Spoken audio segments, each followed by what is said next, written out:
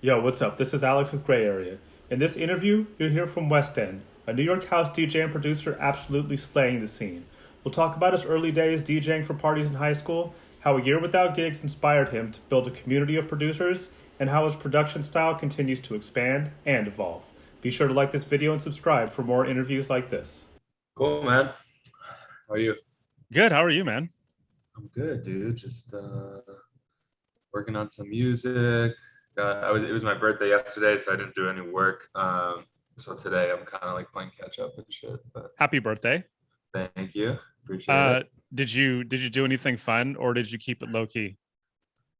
I'm a pretty low key guy for my birthday usually. I've always had like always. My birthday's in the summer, so it was like when I was a kid, like never like crazy birthday parties or anything. So I like to keep it low key, but I went to like dinner with like a bunch of friends and stuff. So it was good. It was a good blend of both.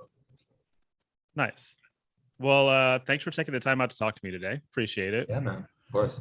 Um, I first came across you like in 2017. I did a write up on one of your audiophile XXL releases for Magnetic Mag for Back in the Gyrate. day.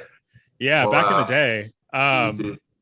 There were so many artists that came out of that record label too. It's kind of incredible to look back and be like, they broke like all of these big tech house and bass house artists. They all released an audiophile first. Yeah, it was funny because like back then, I feel like a lot.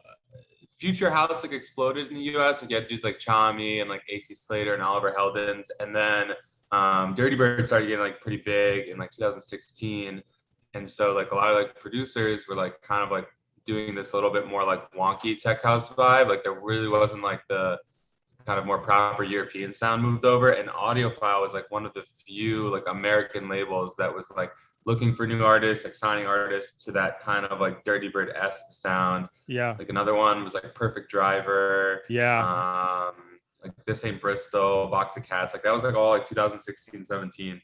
And so yeah, like a lot of people released an audiophile. I remember Steve Darko did a bunch. Yeah. Black V-neck, like some of their first stuff. Black V-necks for some of their first tunes. Actually, I wrote up a couple of those tunes too. Some of their first stuff. Yeah, Jay Wara too was one of Jay the like, Wara. yeah. I think of like Vanessa. Maybe I don't think Vanessa did anything with Black V-neck, but I mean with Audiophile XXL. Um, but yeah, it was like a whole classic. Dylan Nathaniel, that's a big one. That's right. And Free Fall too. Hot Fire, like a bunch of people, like yeah. So Cool. Well, I just kind of wanted to share that with you because yeah, as that's I was crazy. like Small world. looking, yeah, I was looking back through all of my stuff and I was like, oh wow, I was like, I know I remember your name from back in the day. So I've been following you for a while.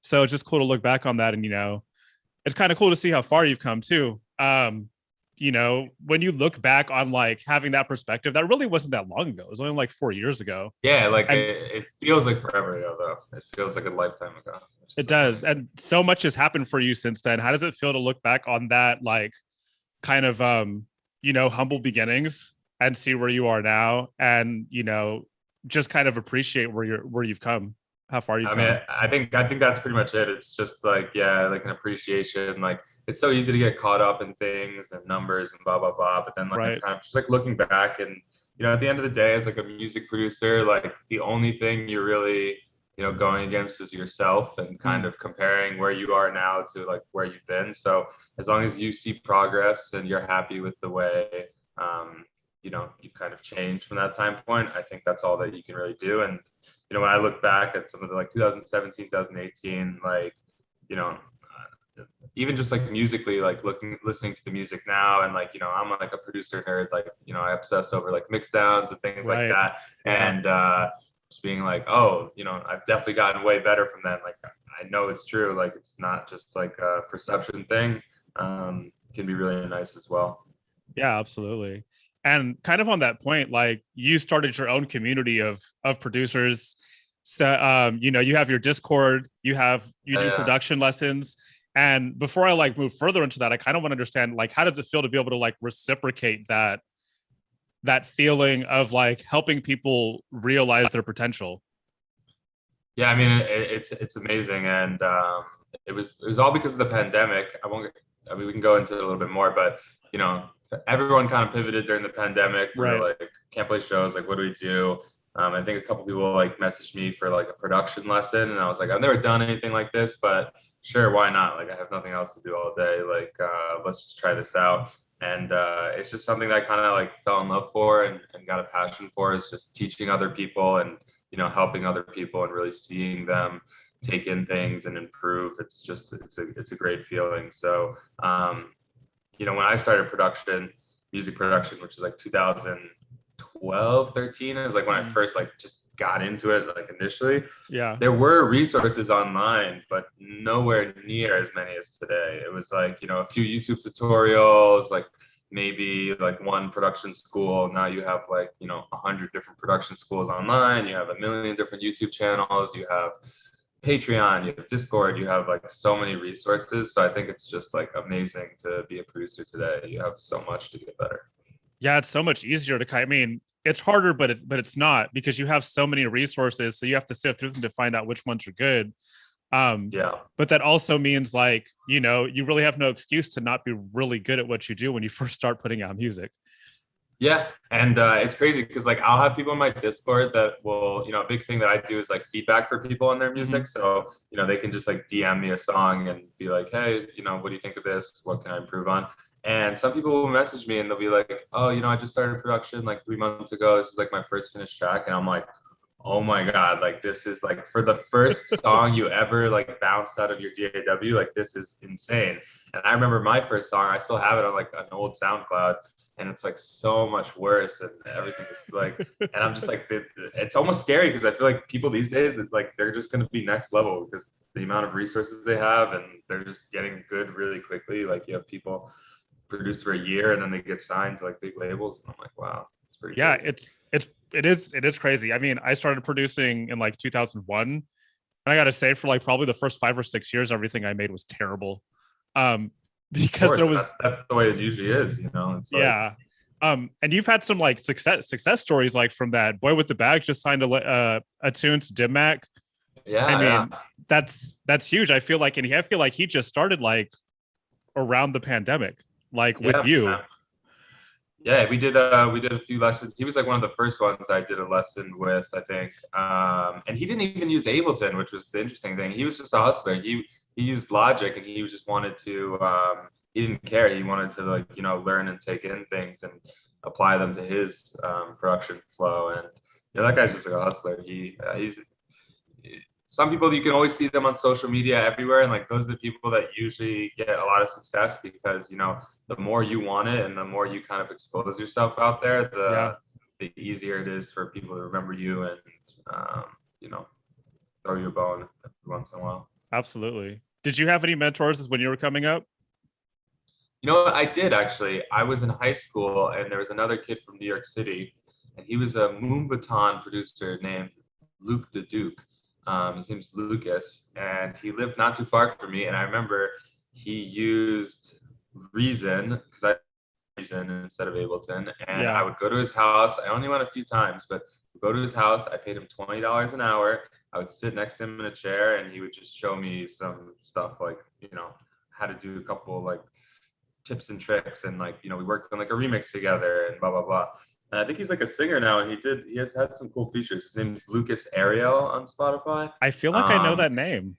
yeah, I think he went to Icon Collective for a bit, and he's still involved in the music business, but he was like the first kind of one to help me out. And I think no matter where you are as a producer, you're always gonna have like mentors and stuff. Like even like big guys that I know now, they have people that they're kind of giving them advice and looking up to, and that's why like it's never unless you want it to be like a solo kind of thing. It's a production is a very collaborative thing, and people are always going to be helping you out. Yeah, absolutely. Let's like rewind a bit because I want to talk about like Yeah, your yeah, musical journey. yeah. When did that start? How did you like first discover that you wanted to create? And even further back than that, what were your parents listening to that helped influence your musical DNA? Yeah. So I started. I'm 27.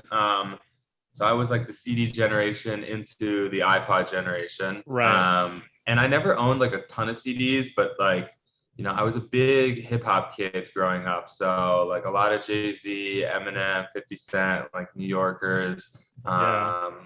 Lloyd Banks, like, and I didn't own that many CDs. So like the ones that I had, I would listen to like over and over again, like, Right. front to back, as most people did. So I was like, yeah, like elementary school, middle school, I was like very into hip hop. And then I think like, yeah, middle school to like high school, started to get into a little bit more. This is like kind of like LimeWire days. Like I had an iPod or an iTouch or whatever, and I could, Right. download songs and put them on. So, I started getting more into like rock and alternative and just like pop music in general, like whatever was kind of popular at the time. Um, I went to like a lot of bar and bat mitzvahs in New York, and so like that's like the first like kind of like party experience is like you have like 113-year-olds all dancing and grinding to like Little John and Sean Paul and whatever. But like that's kind of like I was like in the pop music, and then a little bit of rock, but like I never played an instrument or anything. I was never like very like listening to music all the time. Kind of, it was more like Yeah. in the car, on the bus to school. I didn't go to many concerts when I was very young.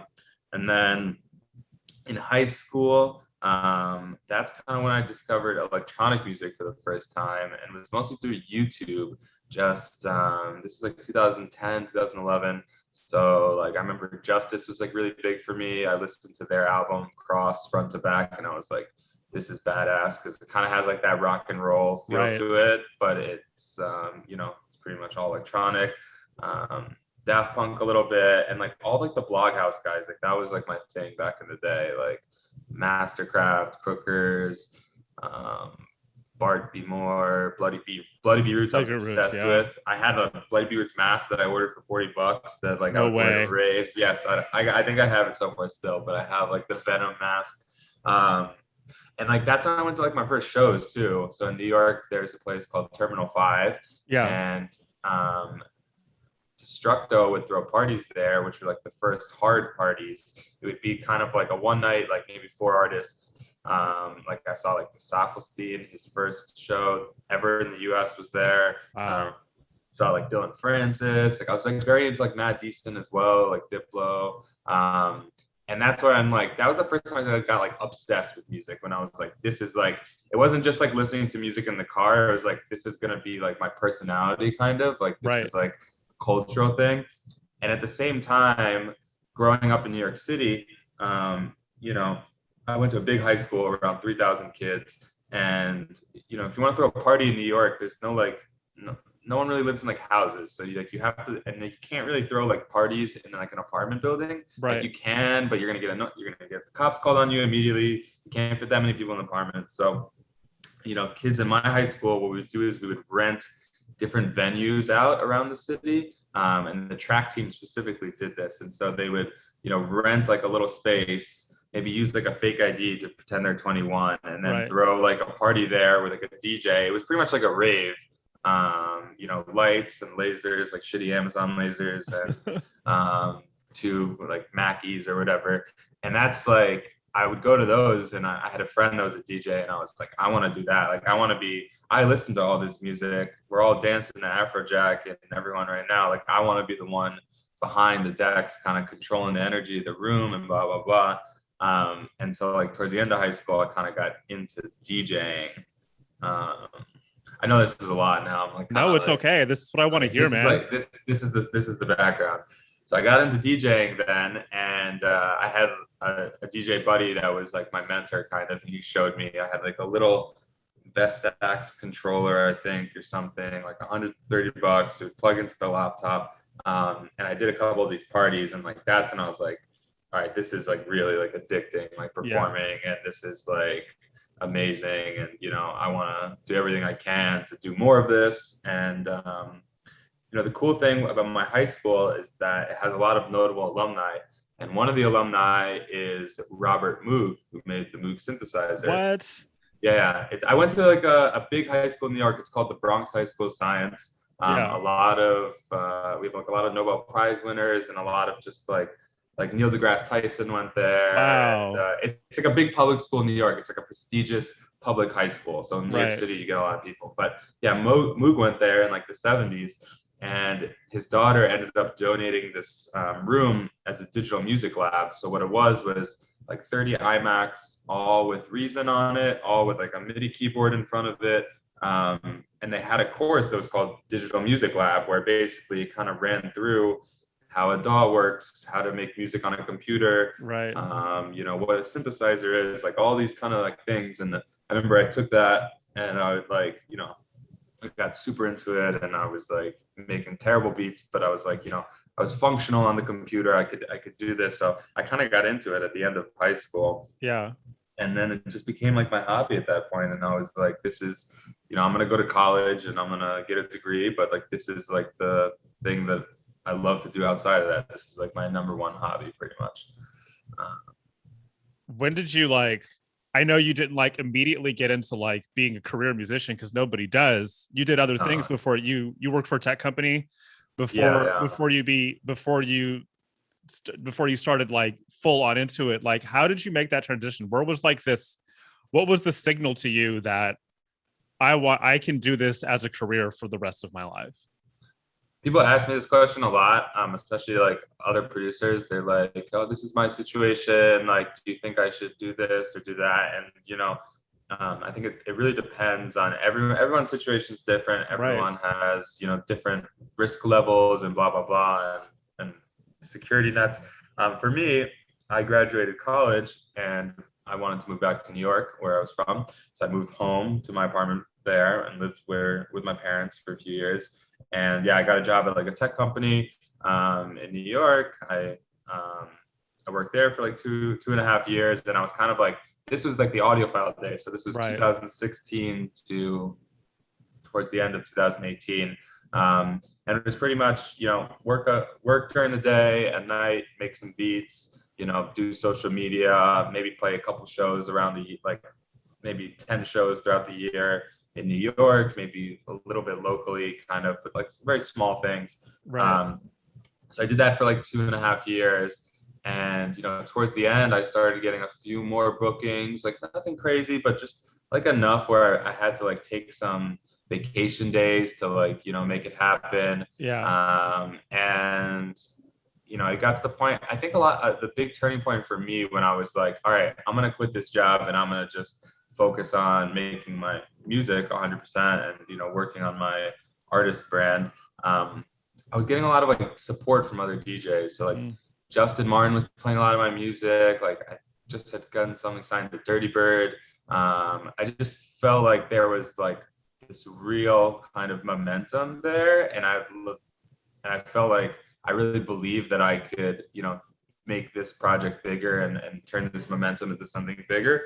And, I was still living at home at the time. So I was like, all right, even if I don't make that much money, I don't have to pay rent right now. I can just, and that's a big thing because like a lot of people can't do that. And I am so blessed that I was able to do that because I knew that, I was not going to make as much as I was doing this other job, but it was kind of like an investment into myself. And I just was like, I'm going to quit. I'm going to do this full time. And it's worked out since then. And, if it stops working out, maybe I'll go back to tech, but right. You never know.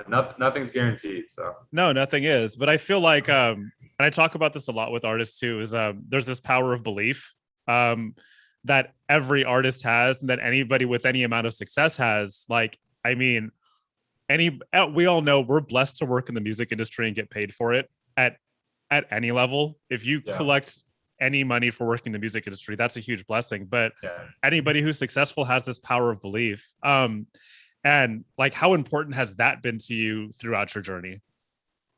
I think for me, it's a little bit more subtle because I'm not like a very like physical verbal manifester. I'm not like, some people are like that. And like, I at the beginning of the year, I always try to write down some goals that I want for the year. And, but I do have a confidence. Like I know last year there was like a bunch of like festivals I wanted to play and things like that. And it's like, I know I'm going to do this, it's just like a matter of time. And it's, I think I watched this interview with Solardo where they were talking about, they had like this crazy world tour and they were like, yeah, we knew from the beginning we were going to do all of this because they just had such strong like belief in themselves, and they knew their talent and their project. And I think, it's kind of cheesy, but like, yeah, you kind of can manifest it if you really do believe. And for me, it's a little bit more subtle. Like, I'm not like doing these chants every morning. I don't have like a whiteboard with like everything, but Right. if I ever, and this happens all the time, like, you get doubt, you get like a little imposter syndrome, the little devil on your shoulder is like, Yeah.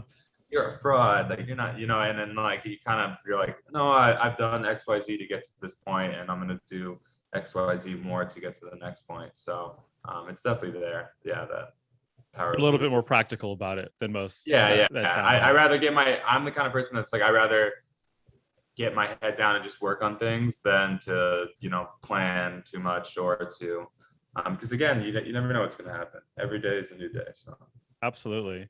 I know I saw during the pandemic you did a lot of fishing.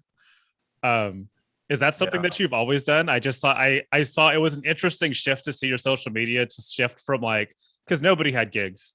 So yeah. it was interesting to watch people's social media either shift or disappear. And yours shifted into this like complete outdoors thing. And it was really cool to watch because I live in a city and you can't really go outdoors. You can't hit like nature that often. And you were like traveling all around and doing that. Like where'd that come from?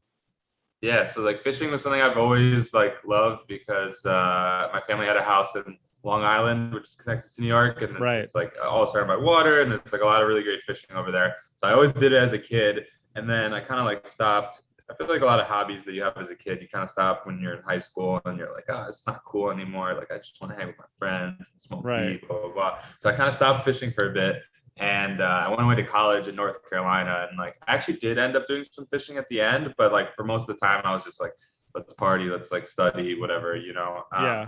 And then I moved back to New York, and finally I had some money from like working and some more free time. I was like an adult, I could do what I want, so I kind of got back into it. And it's funny because like you don't think of like New York as like fishing, but like pretty much the whole city, almost every borough is like surrounded by water. Like, Right. Manhattan's completely surrounded by water. There's fish everywhere. You have the ocean right here. You have Long Island. You have New Jersey. You have like a ton of different spots. So, yeah, I have a good friend Kyle, who's like kind of like my impromptu tour manager, and he has a car. So pretty much during the pandemic, all we would do is like we had nothing to do all day. Everyone was on unemployment, so we were just like chilling, and we would just drive around, go fishing all the time, film it and fish in the city, fish on boats. And it's just fishing's like for me, it's like a very addictive hobby. I would say other than like music, which is my job now, but as a passion, like fishing and like cooking are probably my second and third. Um, and yeah, like now all I want to do is like when I'm not touring and not making music is like I just want to be on the water fishing. It's like it's a very relaxing activity. It's great to get outside of like the studio and just be, out in nature. And yeah, and like, now I'm like the fishing house DJ guy. So It's pretty cool though. I mean, it's like it's something that really grounds you too. Like it's important to have a balance of like because there's so much like excess and partying and like of course. loud things going on in this world. So it's nice to have a hobby that grounds you in some way. And also you get to eat. Yeah. There's definitely the fresh fish and fresh seafood all the time component, which is amazing. But most of the time, I don't even catch anything. So yeah, it's just being out and like enjoying the beauty of the ocean, and it's silent, and yeah, it's really amazing. And the cool thing with fishing is that you can pretty much do it anywhere. Anywhere there's water, you can go fishing. So Right. I haven't done it yet, but I'm definitely going to as I play shows, like make some days off to go fishing, like maybe go to Miami a day early and go do some crazy trip there, or hopefully like around the world, like go to Australia, do some fishing there. Like it's something I can kind of bring with me anywhere. So I'm very excited about that. That's super cool. I have Yeah, one of my old bosses used to do a fishing trip in Mexico where he did deep sea fishing, yeah, it's crazy. and did some crazy stuff there. And also, I live in San Francisco. I'm allergic to seafood, so Okay. like all water animals. So I can go fishing, but I'm not going to touch it. Yeah, yeah, But I know like my mom, my grandfather used to go fishing around here all the time. So There's It's good fishing in San Francisco. there I know people is. do in definitely in the Bay, and if you go north a little bit on the rocks and stuff, there's like some Yeah. really cool stuff like in Northern California as well. So it's cool. Yeah, super cool. You also like you mentioned cooking too. Is that something you've always done, or is that something that was also a product of the pandemic? Not necessarily the pandemic, but probably just like being an adult and like not like being in college and like ordering food all the time. And I was like, Right. oh, I actually really enjoy this. And yeah, it's just like very relaxing. It's very satisfying. There's a lot of like overlap, I feel like, with music and cooking too. Mm. A lot of like experimentation, you know. Um, like I think about this a lot when you're making like a song is like, you know, you can have all the ingredients of the song, but the proportions of them, it's kind of like mixing, you know, it's like what do you want to highlight in this dish? Are you highlighting this thing and then all these other flavors are there to kind of like support this thing? It's kind of very similar to music. Like you have a Yeah. vocal, you have all these like instruments like kind of supporting it. So I don't know. I see a lot of like metaphoric overlap between the two and oh, it's just nice to cook your own food. It's way healthier. It's nice to see it go from nothing to a nice dish. And, you know, cooking for other people is also amazing. Just like, you know, It's one of my favorite things too. I totally agree. I love that. it's amazing. It's like, what's a better way to show love than to like make someone a nice meal? It's like, it's hard to, you can't put in words what that means. So, Beautifully said. I think you put it in words quite nicely. yes, so. So I want to like read something to you that you tweeted a little while ago. Around 2 years ago, I stopped caring about having one specific sound and emotion to my music. Um, I think that's an interesting thing to say for dance music, because I feel like people in dance music often like have to pick a lane or feel pressured to pick a lane. And you have a lane that's house music, but I've definitely noticed your productions have over the last year have gone wider. You have like big piano house song, and then you have like stuff that's dirty bass line. You have stuff that's like definitely like in the tech house lane. How does it feel to like expand on that, and like what inspired you to say, fuck it, I'm just gonna do whatever I want now? I think when you're a kind of like up and coming artist and you start to have some success, there's a temptation to repeat the formula over and over again because there's a couple things. One, it's worked for you already, and so you want to keep doing that. Two, I think there's this misconception that it's easier to kind of get bigger as an artist if you just kind of tunnel vision focus on like one specific sound or thing. And so for me, I remember I got signed to like, I got one track on like Dirty Bird, and I just kept like, I was like, oh, I got to get another one on Dirty Bird. I got to do this. And like, I was thinking too much about like, you know, making this song for this one moment in the set, which is like this like peak time kind of energy thing. And, you know, it was fun. And that's still what I love to do. You know, I love kind of like writing those more bangers and kind of peak time sound, but it gets a little boring after a while. And I feel like you don't really practice a lot of skills. It's like, you know, if you're playing basketball and you're just shooting like 3-pointers the whole time, like, yeah, there are players like that, you know, serve like one role kind of, but like, that's not who I want to be. And I want to be able to, you know, make music that you want to listen to on a road trip, and that you want to listen to in a club, and that whatever, you know, whatever it is. And so during the pandemic, I kind of like told my management, I was like, you know, I want to start kind of at least branching out in these directions and trying some more things. And that's how a couple of the productions that came out over the last year ended up, you know, happening with like, got some vocals from some amazing singers, and was able to like write like a piano house song with that, which was awesome. And, you know, I'm still able to incorporate that music into my DJ sets. You know, they're not like peak time stuff, but a lot of times like I end up like closing with that or opening with things. And I think collaboration is also like another amazing way for, you know, an artist to kind of go outside their comfort zone a bit. And when I'm thinking about collaborators, you know, I'm not trying to just work with someone that does the exact same thing as me, because then, you know, they're not really bringing something new to the table. I like collaborations where it's people from two kind of different areas, but then they make this thing that no one's ever heard before. So, you know, that's something that's always in the back of my mind. It's like, well, what would this person bring to the table that I can't really do myself? Yeah, that's a really great point. And it's been interesting to watch that happen. And like, I hope to see more of it because it's, I definitely hear it in your DJ sets too. Like, it's, you can't bang it out all the time. It's nice to have rises and falls, and even an hour or 2 hour DJ set. It's nice to have hills and valleys. Yeah, and the thing is like I've seen this with a lot of DJs is like they view themselves as this type of DJ. I play this kind of music. I play only my own productions or most of my own productions.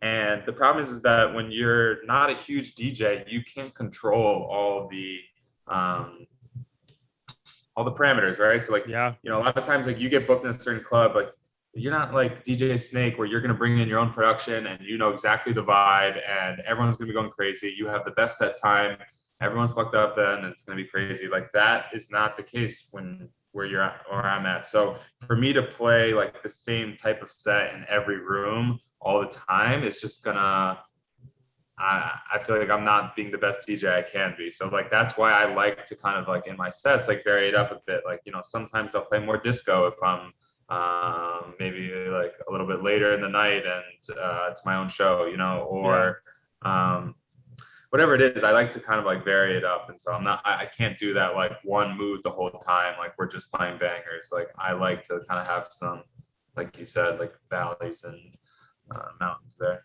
Yeah, I mean, you're not always going to play it like at 12 at night. Sometimes you're going to play it Yep. at 10, or sometimes you're going to play it like 2 in the afternoon. Yep, exactly. And so you have to be ready. I mean, but some people they don't. For some DJs they'll play the same set at 2. For me, maybe it's just like if I have like an empty room and I'm opening something up, like I just I can't play bangers. Like it just doesn't. I got to read the room. Some people don't read the room. That's the thing. Well, I mean, and I think that's a commendable, that's something to like mention too, for especially for somebody as young as you are, or relatively young. That's like an important distinction to make because there's always this debate on I'm going to call it DJ Twitter, or Yeah. DJ social media. Oh, should you play to the room? And there's even big DJs that are like, play what you want. And I mean, I've been around for a really long time. I feel like there's something to be said for somebody who knows how to open, who knows how Yes. to like lay the foundation for the night. That's like it's oftentimes it's more important. The opening set is more important than the headlining set because you're the one who's getting people in there. Yes, and I think a lot of times it's the battle between the ego Mm, and like what's best for the party, and I think it's a balance. You're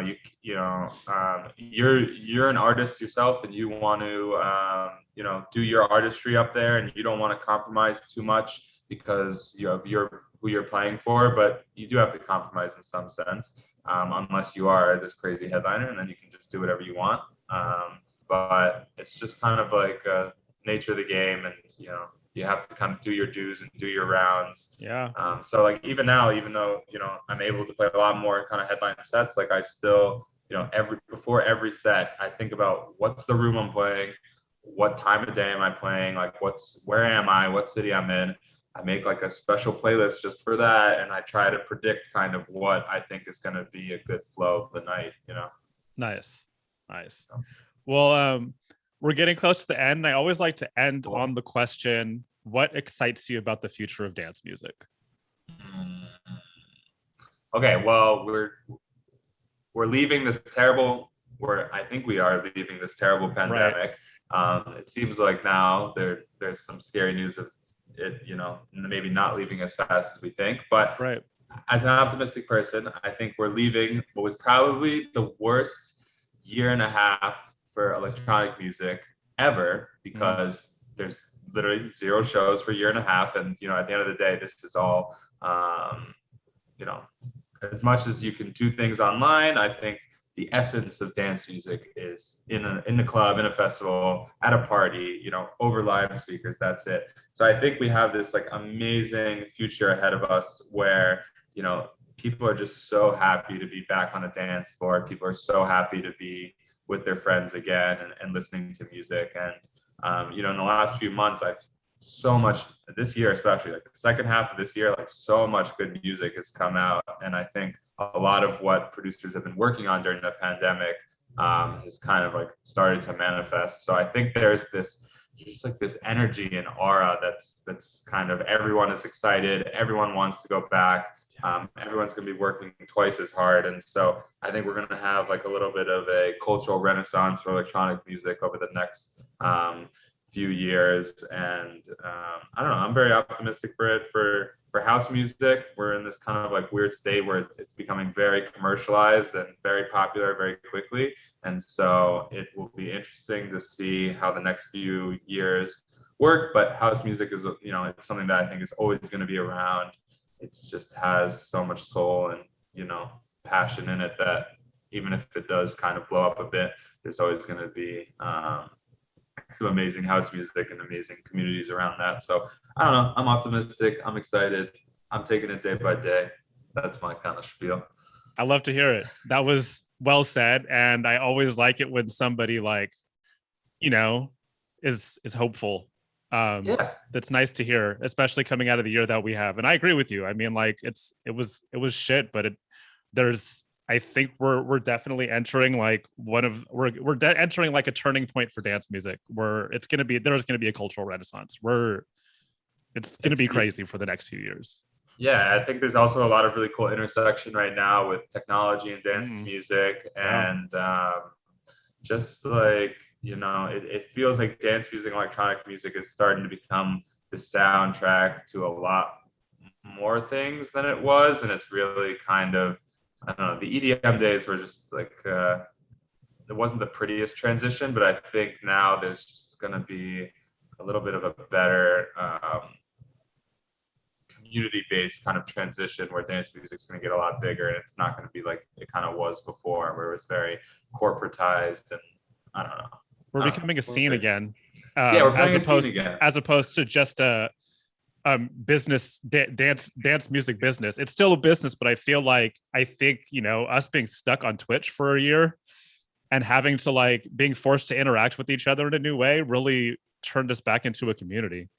Yes, yeah, and I think especially not being able to, you know, be with each other now, people are a lot more appreciative of that, a lot more kind of respectful of that space itself, and so yeah, I think good things are coming.